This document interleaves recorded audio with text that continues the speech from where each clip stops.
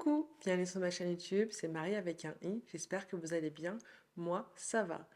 Alors aujourd'hui je vais vous raconter, ce sera une story time de ce qui s'est passé, de ce qui se passe depuis ces derniers mois, depuis le mois de, on va dire début février.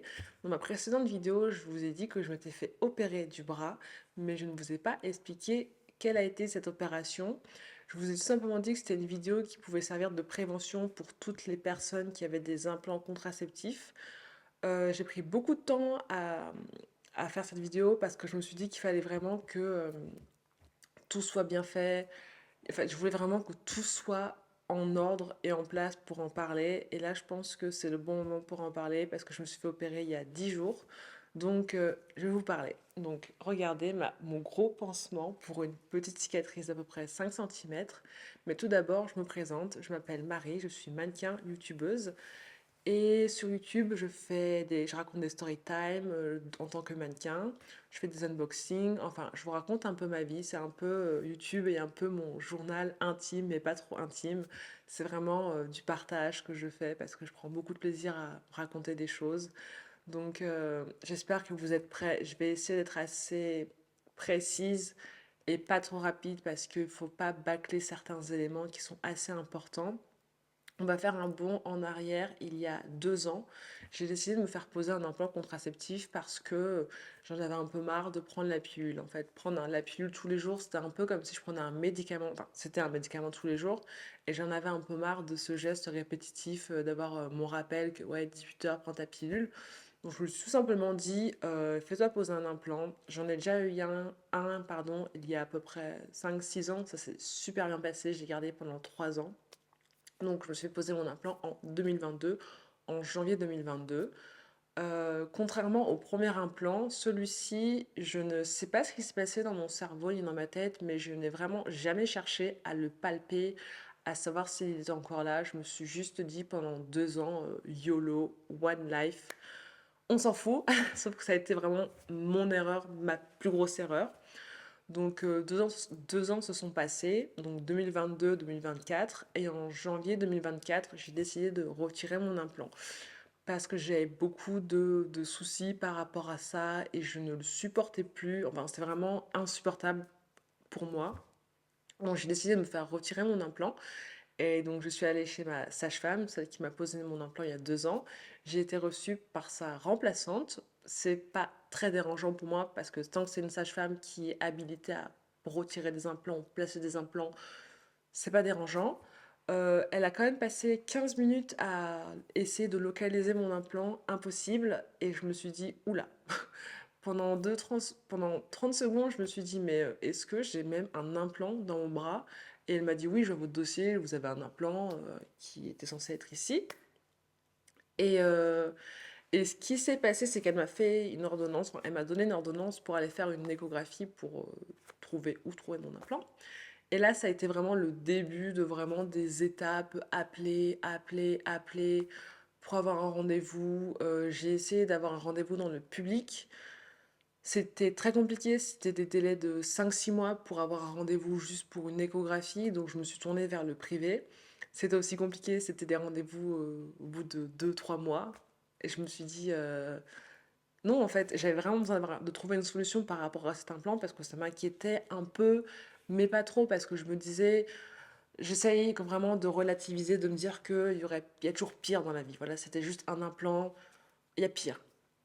Et finalement, j'ai appelé une clinique à côté de chez moi et j'ai expliqué la situation à la secrétaire. Et je pense que ça a été vraiment la première personne qui a réussi à être humaine vis-à-vis de j'étais vraiment hyper désespérée, franchement. Et donc elle m'a dit, moi-même j'ai un implant, donc je vais essayer de vous caler un matin pour que vous ayez un rendez-vous. Je crois que j'ai un bout de cheveux qui tombe. Ouais. Et donc elle m'a calé, elle m'a trouvé un rendez-vous 2 semaines après mon appel, mais je crois que c'était genre 2 mois, peut-être un mois et demi après le premier rendez-vous du mois de janvier. Donc elle m'a trouvé un rendez-vous et j'ai vraiment été super soulagée parce que je me suis dit, ok, je vais avoir mon échographie, yeah! Donc mon échographie est arrivée, c'était à 9 h, j'avais un peu peur. Franchement, moi je suis quelqu'un, je me dis, il y a toujours 50%. 50% de chance qu'il soit dans mon bras ou 50% de chance qu'il soit ailleurs. Mais je me disais, j'ai une bonne étoile, je suis chanceuse, je pense qu'il sera dans mon bras. J'y croyais. Donc mon échographie se passe, j'arrive et l'échographe, impossible de trouver où était mon implant. Il a passé 15 minutes à passer l'échographie, à le chercher, à m'appuyer sur le bras, impossible de trouver mon implant. Là, je vais pas vous mentir que les 50% de il dans mon bras ont commencé à un peu basculer à il est ailleurs. J'avais quand même fait des recherches, je savais que parfois, c'est très rare, mais que certains implants avaient migré dans des poumons et c'était vraiment ma hantise. Voilà, j'avais très peur de ça. J'avais vraiment, j'étais très effrayée par rapport à ça. Donc ils m'ont dit, on vous cale tout de suite un rendez-vous pour faire une radio parce qu'il faut qu'on vous trouve votre implant.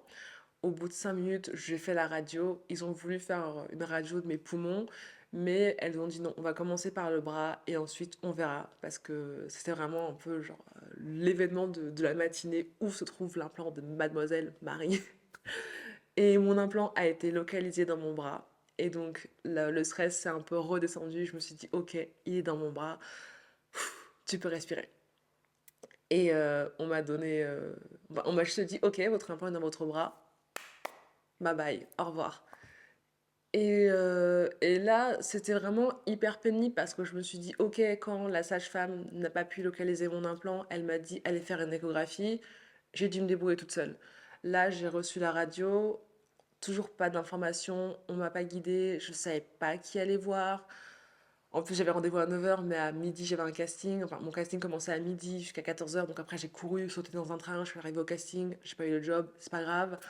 Et quand je suis rentrée à la maison, je me suis dit, mais qu'est-ce que je fais? Qui est-ce que j'appelle? Un chirurgien esthétique? Enfin, j'étais vraiment, j'étais perdue, franchement. Et donc ça, c'est vraiment le point qui m'a vraiment gonflée pendant des mois. Et c'est pour ça que pendant quelques temps, je n'ai pas posté de vidéos sur YouTube parce que j'étais vraiment, c'est vraiment futile, hein, mais j'étais vraiment tellement blasée de cette situation que je n'avais pas envie de faire de vidéos face caméra sur YouTube. Ce que je vous raconte, j'en ai parlé sur TikTok. J'ai fait pas mal de vues sur TikTok en plus. Mais là, j'en parle vraiment parce qu'il y a beaucoup de choses qui se sont passées. Et ensuite, j'ai eu pas mal de jobs. J'ai été en showroom, j'ai eu des shootings. Donc je me suis dit, ok, mon implant est dans mon bras. Quand je terminerai cette période de job, je vais vraiment me caler pour trouver quelqu'un pour me retirer de cet implant. Parce que je me suis juste dit, ok, je peux encore le garder pendant un an, mais quel est l'intérêt de le garder pendant un an alors que la finalité, c'est que je vais quand même devoir me faire opérer. Je me suis dit que je me fasse opérer dans un mois ou dans un an, je me ferai quand même opérer. Donc ça ne servait à rien de repousser. Et petit truc que je balance comme ça, je n'ai pas eu de nouvelles de ma sage-femme pendant tout ce processus, c'est-à-dire qu'on va dire de janvier à début mai, je n'ai pas eu de ses nouvelles. Après, je ne l'ai pas contactée, mais j'estimais qu'elle aurait pu me contacter. Ça, c'est un autre sujet que je raconterai après. Donc, j'ai commencé à appeler la clinique qui se trouve à côté de chez moi. J'habite au Mans, voilà, de toute façon je le dis, j'habite au Mans. Et j'appelle la clinique, alors non, on ne peut pas vous donner de rendez-vous. Non, le calendrier ne s'ouvrira qu'au mois de septembre, au mois d'octobre. Non, nous on fait pas ça, blablabla. Et je me suis dit, attendez, on a un pôle spécialisé dans la main à côté. Personne ne veut me voir, personne ne veut même essayer de me prendre un rendez-vous pour me dire ok, on peut pas vous opérer, mais au moins on vous aura vu. Et je me suis dit, moi je travaille à Paris, je serai souvent à Paris, donc je me suis dit, je voulais pas me faire opérer à Paris parce que je n'avais pas envie d'avancer des frais, billets de train, j'en sais rien, hôtel, peu importe. Et surtout, en fait, quand on se fait opérer, on a aussi besoin de rentrer rapidement chez soi et pas de devoir traîner dans les transports en commun. Après, c'était vraiment personnel. Et j'ai appelé un chirurgien plasticien qui se trouve à côté de chez moi, sa secrétaire adorable. Elle m'a dit, moi je ne sais pas s'il fait ça, mais je vais quand même lui demander et je vous rappelle. Et ça a été la seule personne en fait enfin, avec la première secrétaire, qui ont vraiment pris en considération mon désespoir en fait. Et elle m'a rappelé 2 jours plus tard pour me dire qu'elle ne pouvait pas, que son chirurgien ne pouvait pas m'opérer. Et je me suis dit, ok, je vais me retourner, je vais appeler Paris, c'est pas grave, il y a toujours pire comme solution, il y a toujours pire. En fait, il y a toujours pire comme situation. Donc, c'était, franchement, je sais qu'il y a des choses beaucoup plus pires, qui se passent dans le monde en ce moment, mais moi, c'était vraiment, cette situation était vraiment insupportable. parce que de ne pas trouver de solution, alors que pour moi c'était très simple, c'était vraiment, je ne comprenais pas pourquoi personne ne voulait m'aider. Donc j'ai pris un rendez-vous avec un gynécologue parce que je me suis dit, euh, il va peut-être un peu plus m'aider. Moi, j'étais vraiment tellement désespérée que je me suis dit, je vais aller voir tout le monde, tout le corps médical qui s'occupera de ça pour m'aider à trouver une solution. Donc, je suis allée voir enfin, un gynécologue que j'ai trouvé. Et il m'a dit, moi, franchement, Madame Rec, je ne peux pas vous opérer parce que c'est... Là, je vois votre radio, l'implant est vraiment profond. Personne ne pourra vous opérer. Si quelqu'un vous opère et que la personne n'est pas habilitée, n'a pas les compétences, vous allez juste vous réveiller de la chirurgie. Et il m'a montré le geste, il m'a dit avec votre bras comme ça. Parce qu'il m'a dit en fait, il y a des nerfs là où se trouve votre implant et il suffit juste que la personne coupe un nerf et vous allez vous retrouver avec le bras comme ça. Et je me suis dit, non, on va pas avoir une galère d'un implant et se retrouver avec un bras mort. Franchement, je me suis dit, c'est pas possible, pas possible. Donc aujourd'hui, j'en rigole, hein. Donc il m'a dit, moi, je vous conseille de prendre un rendez-vous avec un chirurgien orthopédique. Et je me suis dit, ok, d'accord, c'est ce que je vais faire. Franchement, j'étais vraiment en mode robotique. Je fais ce qu'on me dit de faire, mais si on me dit rien, je suis perdue. Voilà, j'allais juste écouter les médecins, une personne qui était habilitée, qui allait me dire quoi faire, et j'allais juste suivre ses recommandations. Donc je me suis retournée vers Paris, j'ai fait des recherches et je suis tombée dans une... ben, sur Doctolib, hein, franchement, vous tapez orthopédiste et vous trouvez des médecins. En clinique, c'est toujours un peu plus rapide. Et finalement, j'ai eu un rendez-vous au bout de 3 semaines, je pense. Et donc, je suis arrivée au rendez-vous. Je suis arrivée avec tout mon bagage émotionnel de genre 3 4 mois. Ouais, docteur, j'ai mon implant. Je veux le retirer, mais personne ne veut m'opérer. En fait, je suis arrivée là-bas, telle une Cosette, alors que c'était pas spécialement grave, mais je suis vraiment arrivée. Je me suis dit, ok, Victor, en fait, c'est son prénom, Victor, tu vas m'aider aujourd'hui. Tu vas m'aider à trouver une solution, Victor. Et il m'a dit, non, non, moi, easy, nose in the fingers, moi, je vous le fais. Et j'avais quand même fait des recherches, c'était un orthopédiste depuis plus de 20 ans, donc il était quand même à l'ordre des médecins, parce qu'il fallait quand même faire des recherches, et je me suis dit, ok, l'une des personnes à me trouver une solution, et il m'a dit, moi je peux vous opérer dans 10 jours, et j'ai dit, ok, ok Victor. Donc il m'a donné son devis, on a un peu discuté, il m'a dit je vous ferai ce sera une petite cicatrice et tout. Donc moi j'étais vraiment, ça a été la nouvelle du mois de mai qui m'a fait tellement plaisir parce que je me suis dit, je trouvais une solution à tout ce bracataca d'implant. Et je me suis fait opérer le 14 mai. Entre-temps, j'ai contacté ma mutuelle ne le prenait pas en charge. C'était vraiment, je me suis dit ok, après c'est pas grave, c'est pas que c'est pas grave, mais c'est juste que c'est de l'argent, ça coûte cher, mais c'est ma santé et ma santé passe avant tout. Quitte à m'endetter, voilà, ma santé passe avant tout, c'est primordial. Donc je me suis fait opérer il y a littéralement 10 jours, le 14 mai. J'ai ma super copine Eurydice qui est venue me récupérer à la clinique. J'ai fait un petit vlog de clinique que je vais inclure dans cette vidéo. Alors, ce sera pas un vlog glauque ou pendant qu'on m'opère, hein. C'est juste quand je suis arrivée à la clinique, j'ai fait un peu la guignole, j'ai un peu dansé et tout. Mais l'opération s'est vraiment bien passée. Bon, ça a duré pas mal de temps. Ça a duré entre 45 minutes et 1 heure, si je me souviens bien, parce que l'implant était vraiment logé derrière des nerfs, en plus incrusté, un truc comme ça.